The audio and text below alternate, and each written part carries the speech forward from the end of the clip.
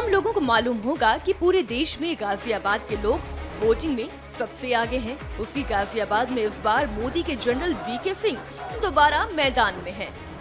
वो वीके सिंह जिन्होंने पिछली बार यहां से 5,67,000 से जीत दर्ज कर कांग्रेस के राज बब्बर समेत तमाम उम्मीदवारों की जमानत जब्त करा दी थी। इस बार उन पर दबाव है कि वो अपना पिछला रिकॉर्ड तोड़ें या कम से कम उसे कायम रखें। वीके सिंह इसके लिए क्या कर रहे हैं, ये जानने के लिए हम पूरे कैंपेन के दौरान उनके साथ रहे। जिस वक्त पर सोकर उठते हैं, अपने आगे की तैयारी करते हैं, जनरल वीके सिंह वक्त से कहीं बहुत आगे हैं। इस वक्त हम गाजियाबाद स्थित राजनगर के एक सेंट्रल पार्क में मौजूद हैं और इस वक्त तमाम महिलाएं, तमाम वो लोग जो इस इलाके के वोटर्स हैं, उनसे मुलाकात कर रहे हैं और क्या बात कर रहे हैं वो खुद ही बता देंगे। कैसा महसूस कर रहे हैं? सुबह सुबह ही आपकी दिनचर्या ऐसी शुरू हो जाती है? इस वक्त तक तो कई नेता सोकर नहीं उठते हैं। सब ऐसा है, नेता क्या होता मुझे नहीं पता, लेकिन एक फौजी जो है उसकी दिनचर्या ऐसे ही शुरू होती है। मोदी सरकार में विदेश राज्य मंत्री वीके सिंह आज भी खुद को नेता से कहीं ज्यादा फौजी मानते हैं, लिहाजा उनका कैंपेन भी बाकी नेताओं से अलग है। जनरल सिंह उस वक्त लोगों से मिलना शुरू कर देते हैं जब लोग पार्क और मैदान में घूमने, टहलने, योगा करने निकलते हैं। इसकी वजह भी वो खुद बताते हैं। सब मुस्कुराते दिखते हैं, सब कुछ काम करते दिखते हैं, तो पूरे दिन के लिए एनर्जी मिल जाती है। तो अमूमन आप इतनी ही जल्दी सुबह अपनी शुरुआत करते हैं या अभी इलेक्शन का वक्त है? मेरी दिनचर्या ऐसी ही है। वीके सिंह का ये फंडा हिट है क्योंकि सुबह के समय हमने देखा कि जितना उत्साह वीके सिंह में था, उतना ही पार्क में आए लोगों में भी। लोगों से मुलाकात के बीच वीके सिंह की मुलाकात एक छोटी बच्ची से हुई जिसने सूर्य नमस्कार कर लोगों की तालियां बटोरी। बहुत अच्छा करती है। सबसे फ्लेक्सिबल बॉडी है। क्या करके दिखाओ? करके दिखा दो। करके दिखा दो। सूर्य नमस्कार करो ऐसे। ये तो दो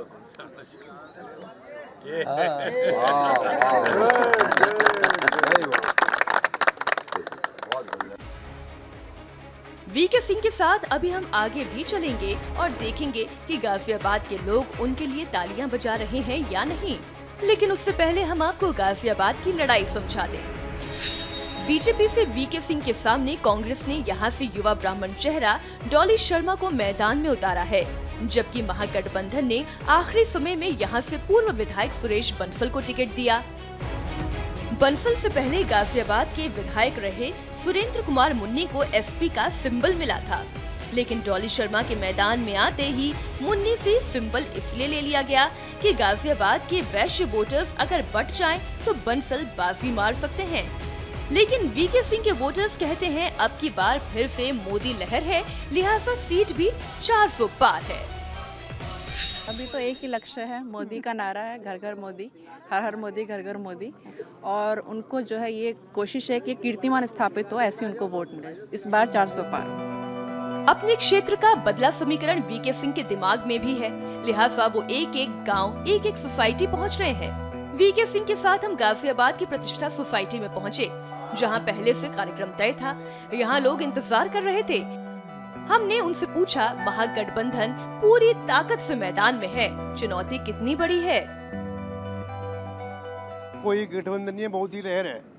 543 सीटों पर मोदी जी लड़ रहे हैं, कोई किसी भी प्रकार की संशय नहीं है। महागठबंधन नहीं है, ठगबंधन है वो। मोदी जी बहुत भारी बहुमत से, पिछली बार से ज्यादा 400 के पार हम सीट जीत रहे हैं इस बार। जनरल सिंह सुबह के 7:30 बजे तक 2 नुक्कड़ सभा कर अब अपने घर के लॉन में हैं। कैंपेन की शुरुआत सुबह 6:30 बजे ही हो गई थी और इस वक्त 7:30 भी नहीं बजे हैं और 2 जगह से आप होकर आ गए हैं। देखिए,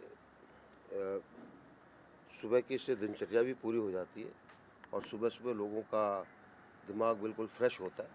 तो जब मिलते हैं तो उनको लगता है कि जो यहाँ पे बातचीत हुई है उसका असर ज़्यादा होगा। अगर मैं आपसे पूछूं कि गाजियाबाद से एक बार फिर से आपको टिकट मिलने के पीछे 3 वजह क्या है, बताइए।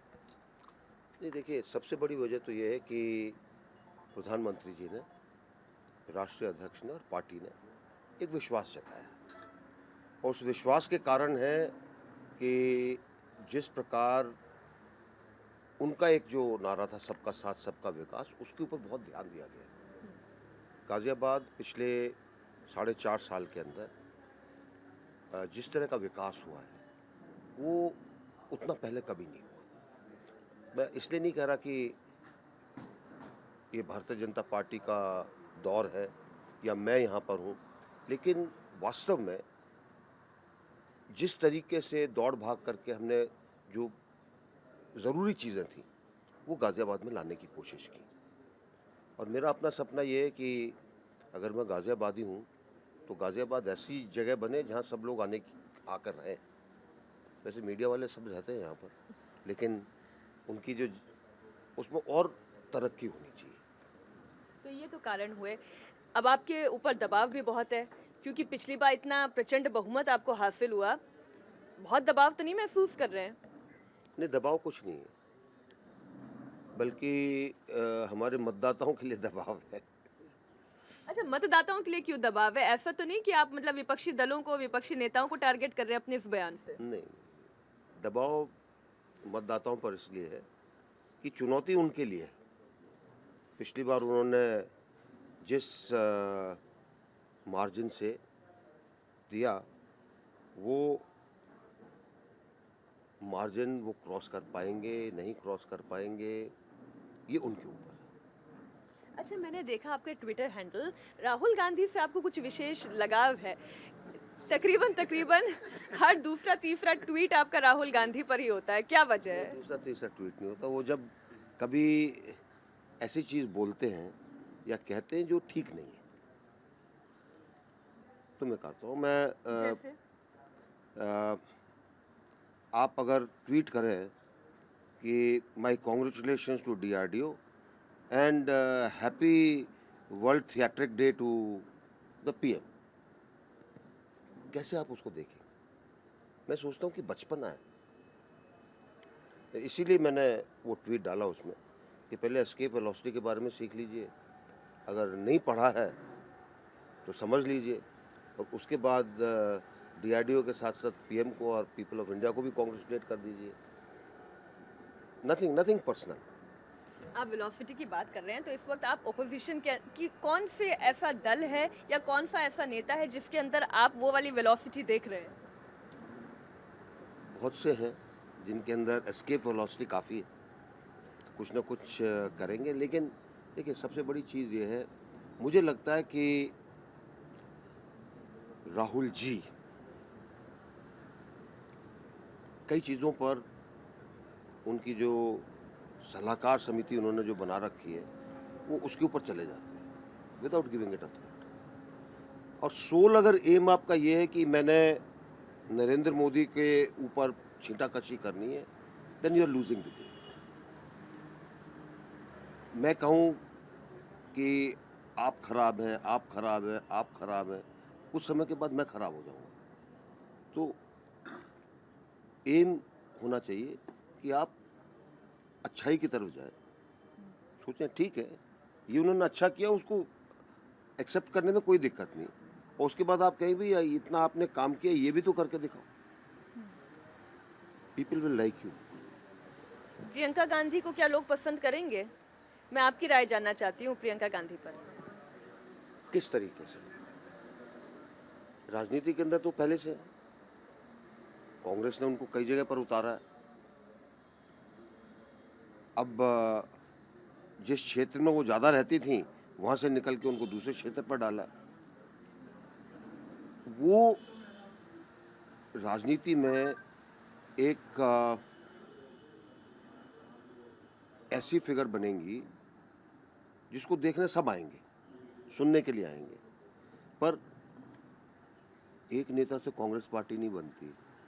अच्छा, यानी आप ये कह रहे हैं कि उनके अंदर वो करिश्मा तो है कि उनको देखने और सुनने के लिए लोग आएंगे? देखने के लिए आएंगे कि कौन है भाई। अब आपको पूर्वांचल का पूरा चार्ज दे दिया है तो देखने तो आएंगे ना कि क्या बोल रही हैं, क्या अच्छी चीज़ बोल रही हैं, खराब चीज़ बोल रही हैं, कैसे बोल रही हैं, देखने के लिए भीड़ आएगी। लेकिन वो भीड़ मत मशीन पर बटन दबाएगी कि नहीं दबाएगी वो बहुत बड़ा क्वेश्चन मार्क। इस बार आप क्या आंकड़ा मन में लेकर चल रहे हैं, क्योंकि मैं तकरीबन हर बड़े नेता से मुलाकात कर रही हूँ और सबसे मैं ये पूछ रही हूँ, जानने की कोशिश कर रही हूँ कि कोई एक फिगर तो उनके मन में होगा, वो फिगर क्या है इस बार, कितना पार? देखिए, पिछली बार भी मैंने आंकड़ों की बात नहीं सोची थी। मेरा अपना मानना है, आप अपना काम करिए। आंकड़े कभी भी ऊपर नीचे हो सकते हैं और आंकड़ों की सबसे बड़ी प्रॉब्लम ये होती है कि उसके बाद लोग बाग आपको लेकर आंकड़े कोट करते हैं। वो आपने कहा था इतने, उससे एक कम क्यों आई, आपने कहा था इतने, उससे 4 ज़्यादा क्यों आई। तो लेट्स नॉट गो ऑन आंकड़ा। आंकड़ा आएगा वो बहुमत का आंकड़ा आएगा। बहुमत का आंकड़ा। आखिरी सवाल फिलहाल के लिए, पूरे दिन के लिए नहीं, लेकिन फिलहाल के लिए आखिरी सवाल ये है कि अगर आप अपने विरोधियों को कोई टिप देना चाहें तो वो टिप्स क्या होंगे? चलिए मैं शुरू करती हूँ, मायावती। नहीं, मेरा कोई उनके लिए टिप नहीं है। सकारात्मक बात करिए। ज़्यादातर हमारे जो विपक्षी पार्टियां हैं, काफ़ी लोग नकारात्मकता के अंदर घुस गए। ओके, नरेंद्र मोदी टारगेट है, सारा उसको करते रहो। कुछ समय के बाद ये चीज़ नहीं चलती है और आप बोलिए कि आप क्या करेंगे, आप दिखाइए तो सही। एक तरफ तो एक पार्टी नारा लगाती है, तिलक तराजू और तलवार, मारो इनके जूते 4। ठीक है, अब आज आप उन्हीं तिलक तराजू और तलवार को कहते हैं जी हमको वोट दो, कैसे मिलेगा ये?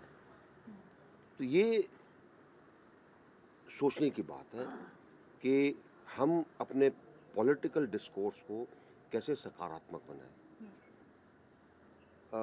मुझे लगता है कि भारत में पिछले कुछ सालों से एक पॉलिटिकल डिस्कोर्स में नकारात्मकता आ गई, क्योंकि हम जाति, धर्म, ऐसी चीज़ों में हो गए जिससे कि देश विभाजित होता है, देश आगे नहीं बढ़ता। तो ये है जनरल वीके सिंह, अपनी पूरी एनर्जी के साथ चुनाव प्रचार में लगे हुए हैं और जैसा कि मैंने कहा कि समय के बहुत पाबंद है। 6:30 बजे से कैंपेन शुरू किया, 7:30 बजे का वक्त है। अब ये ब्रेकफास्ट करेंगे और अपने आगे के काम के लिए निकल चलेंगे। तो हम भी इनके साथ साथ रहेंगे और बताएंगे कि आज किन किन इलाकों से होकर ये गुजरते हैं, किन किन लोगों से मुलाकात करते हैं, उन लोगों की भी राय क्या है, क्योंकि नेता की राय से ज़्यादा इम्पोर्टेंट जनता की राय है, क्योंकि हर एक वोट ज़रूरी होता है। रहिएगा आप हमारे साथ इस पूरी वोट यात्रा में। वीके सिंह का दावा आपने सुना, लेकिन हकीकत क्या है? यही है। दरअसल लखनऊ और दिल्ली में बीजेपी सरकार के दौरान गाजियाबाद को पिछले 4.5 साल में 1.25 लाख करोड़ की परियोजना मिली है। इसमें हाईवे, एलिवेटेड रोड, 2 बड़े सरकारी अस्पताल, metro 4th phase, domestic airport के साथ और भी कई चीजें हैं। मतलब जनरल सिंह का दावा काफी हद तक सही है। खैर, अब सुबह के 7:45 बज चुके हैं और ये समय जनरल सिंह के ब्रेकफास्ट का है, लिहाजा हम उनके डाइनिंग टेबल तक पहुंचे, जहां जनरल सिंह की पत्नी ने कई राज खोले। क्योंकि भारती जी हमारे साथ मौजूद हैं, धर्मपत्नी हैं जनरल वीके सिंह की, वो खुद बताएंगी ब्रेकफास्ट करते भी हैं या नहीं करते हैं, या ये ना के बराबर ब्रेकफास्ट होता है? ना के बराबर ही ब्रेकफास्ट होता है। Is a vegetarian person, no egg, no.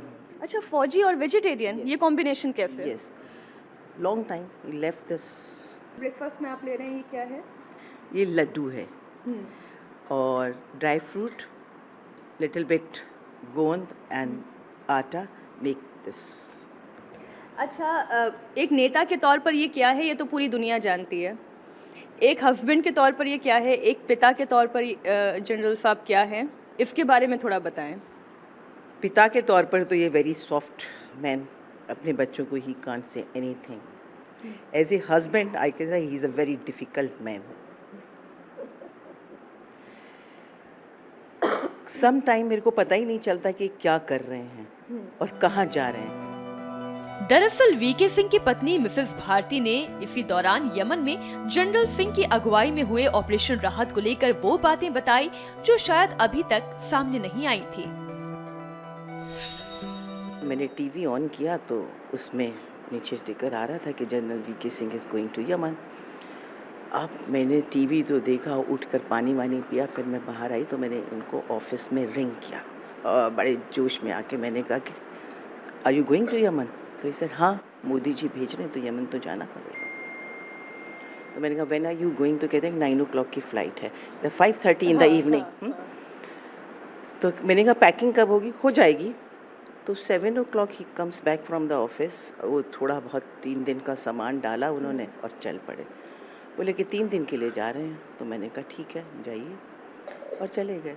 जब वहाँ 13 डेज़ लगे, ऑल 13 डेज़, तो मैं तो सोची थी कि मैं आर्मी चीफ़ की वाइफ से, या हस्बैंड मेरा रिटायर हो गया है, लड़ाई वड़ाई झगड़ों से मेरा काम ख़त्म हो गया है, अब ये शायद नहीं। तो ये तो एज ए मंत्री लड़ाई में कूद पड़ा। ऑपरेशन राहत यमन में भारत का वो ऑपरेशन था जिसमें करीब 4000 भारतीयों को विद्रोहियों के कब्जे से छुड़ाकर लाया गया। भारतीयों के अलावा अमेरिका, पाकिस्तान के नागरिकों को भी छुड़ाया गया। इस पूरे ऑपरेशन में जनरल सिंह की जोरदार भूमिका की चर्चा पूरी दुनिया में हुई। खैर, बात करते करते सुबह के 8:30 बज गए थे। जनरल सिंह इन दिनों रोजाना इस समय अपने चुनाव कार्यालय में होते हैं। यहाँ पूरे गाजियाबाद के कार्यकर्ताओं से मिलना, फिर आगे कैंपेन के लिए निकलना। वीके सिंह के साथ हम गाजियाबाद के दुहाई गांव पहुंचे, जहां लोगों को जनरल सिंह से शिकायतें भी थी। इस वक्त मैं गाजियाबाद के दुहाई गांव में हूं, जहां पर ठीक मेरे पीछे आप देख सकते हैं एक छोटी सी जनसभा है जिसे संबोधित कर रहे हैं जनरल वीके सिंह। क्योंकि वो इस इलाके के प्रत्याशी हैं, इसलिए जनसंपर्क का काम लगातार जारी है। लेकिन इस इलाके के कुछ लोग भी यहाँ पर मौजूद है, जरा हम उनसे जान लेते हैं क्या माहौल है, क्या समस्या। सबसे पहले तो ये बताइए मैडम, समस्या का यहाँ तो कुछ काम हो ही नहीं रहा गाँव में। हमारे रोड चौड़ी हो रही है, उस पर सड़क पार करने में बहुत दिक्कत हो रही है लोगों। छोटे बच्चे स्कूल है, सड़क लड़कियों का इंटर कॉलेज है सड़क के पार। सड़क पार करने में 1 घंटा लग जाता है। कोई भी सुविधा, किसी तरह की कोई भी सुविधा नहीं है इसमें। तो कभी विधायक, सांसद वगैरह नहीं आए यहाँ पर बात करने के लिए? मैंने 5 साल में आ जाए, 5 साल में आ जाएंगे। ना कोई विधायक आता है और ना कोई मंत्री आता है, ना एमपी आता है। कुछ युवा चेहरे भी है यहाँ पर। आप भी इसी इलाके के? क्या समस्या है, या ये अभी ये जो राजनीतिक रंग इस वक्त पूरे देश में चल रहा है, क्या समझ में आता है? मैम, बात ये है कि यहाँ पे ना तो कोई सुविधा है, और जो चीज़ चाहते हैं वो कभी नहीं हो पाती। यहाँ पे रास्ते यहाँ चोरी बहुत होती है गाँव में। तो जो आज हुई है वो आज से पहले कभी नहीं हुआ। पहली बार 5 साल में एक बार आए हैं। मोदी जी तो कहते हैं चौकीदार हैं, और मोदी जी की पूरी कैबिनेट, पूरे नेता, हर कोई चौकीदार। बॉर्डर पे चौकीदार होने से मतलब थोड़ी है, गांव के जो चोरी है वो तो बंद होनी चाहिए ना। ये इस इलाके के लोगों की राय है। आप भी भाई साहब कुछ कहना चाहेंगे? क्या समस्या है? कहना चाहूंगे जी, वोट हम वीके सिंह को ना दे रहे, हम तो मोदी को देंगे तो सीधा हिसाब हमारा। 5 साल पहले वादा करके गए कि हमारे सबसे बड़ा गाँव की जो समस्या है नाला है। हमारे गाँव 5 साल पहले इन्होंने वादा करा था, जब अगर मैं सत्ता में आता हूँ कि मैं इस नाले का उद्धार कराऊंगा। लेकिन 5 साल हो गए, आज ये 5 साल बाद दूसरी बार ही आए हैं, या 5 साल पहले आए नहीं। आज से पहले कभी भी, आज पहली बार आए, बस वोट मांगना नहीं। तो आपने ये अभी कहा कि हम मोदी को वोट दे रहे हैं। मोदी को दे रहे हैं वोट। तो मोदी तो इनको चौकीदार बना रहे हैं, और आप ये कह रहे हैं कि हम मोदी को ही वोट देंगे। तो मोदी की ना बुझे, मोदी बिल्कुल भी। अब जैसा कि ये जो अब 4 आदमी हम लोग जो जुड़े हैं, आपसी गांव के सहयोग के कारण जुड़े हैं, क्योंकि हम हर एक आदमी का गांव में स्वागत करते हैं। वोट हम, ये भैया ने अभी जो सही कहा है कि वोट हम ना वीके सिंह को दे रहे हैं ना किसी को, हम वोट जो दे रहे हैं नरेंद्र मोदी को दे रहे हैं। आगे देर शाम तक हम वीके सिंह के साथ घूमते रहे।